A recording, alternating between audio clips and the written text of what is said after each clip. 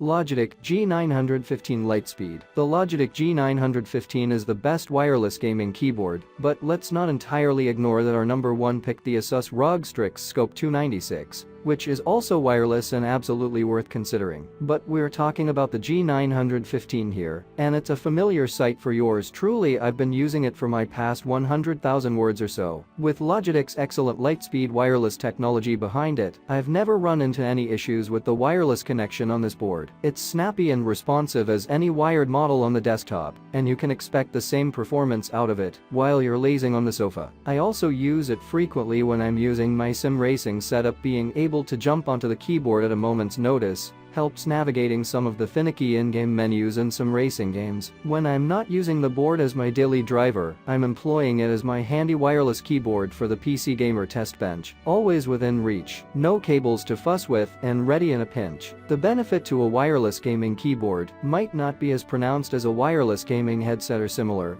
but it's definitely handy to have the option to take your board off the desktop on occasion. Luckily, the G915 also excels in other ways to make it even more convincing. I love a clicky switch, and the G915 is available with low-profile clicky switches that sounds great and are super responsive. That initially came as a bit of a surprise, as the first wave of truly mechanical low-profile switches kinda sucked. These don't, however, and my many hours using this keyboard for writing stories over a span of a couple of years should attest to that. I go as far to say this is the best low-profile gaming keyboard I've used to date, too. As with most Logitech gear, the G915 has a sleek design. It's made up of mostly a top plate of brushed metal, though the underside is a black plastic. The keycaps are ABS plastic, and mine are a bit shiny now after years of use. The downside here being once these keycaps break, it might be trickier to get a replacement versus a more traditional cherry switch stem.